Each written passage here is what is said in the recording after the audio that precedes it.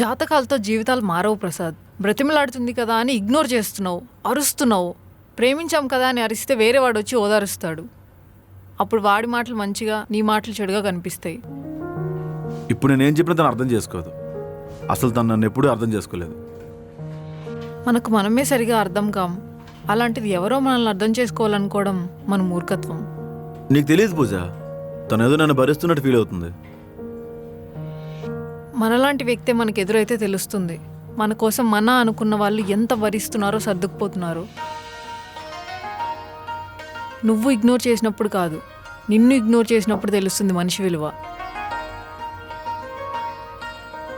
నువ్వు నా గురించి ఆలోచించకు, ఎందుకంటే మనం కలిసి కనీసం కప్పు కాఫీ కూడా షేర్ చేసుకోలేదు.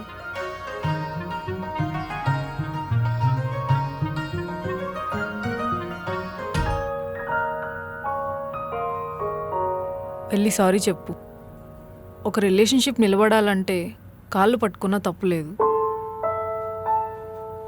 ఆలోచించు, ఆ అమ్మాయికి వేరే అబ్బాయి దొరక్క మళ్ళీ నీ కోసం వచ్చిందంటావా?